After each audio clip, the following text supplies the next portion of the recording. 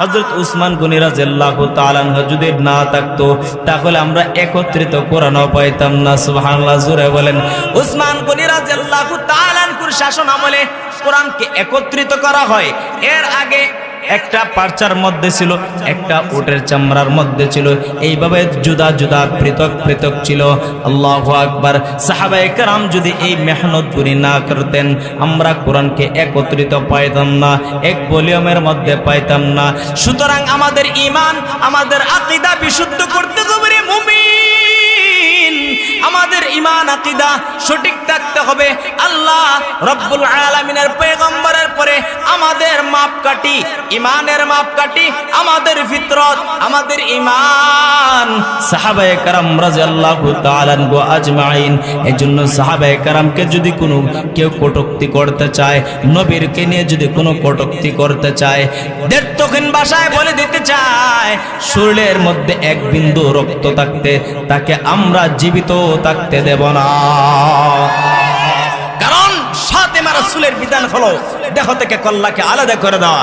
কিন্তু বলতে কষ্ট হচ্ছে আমাদের ৯৯% মুসলমানের দেশের মধ্যে ইসকন উগ্রবাদী হিন্দু আল্লাহ এবং তার রাসূলের আওয়াজকে বন্ধ করে দিতে চায়, কিন্তু এটা আমরা করতে দেব না।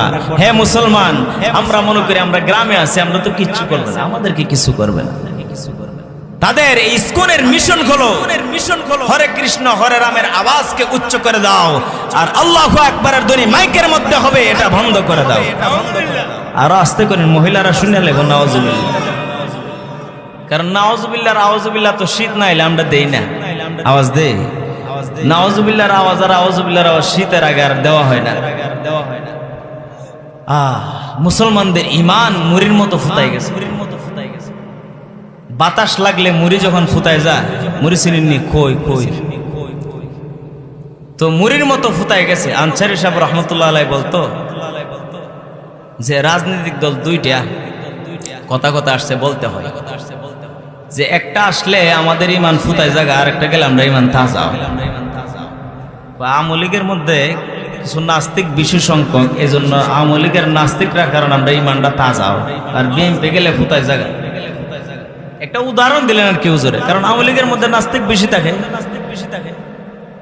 আওয়ামী লীগ বলেন আর বিএনপি বলেন, ইসলামের পক্ষে কেউই রাজনীতি করে না। ইসলামের পক্ষে রাজনীতি করে, ইসলামের পক্ষে কেউই রাজনীতি করে না।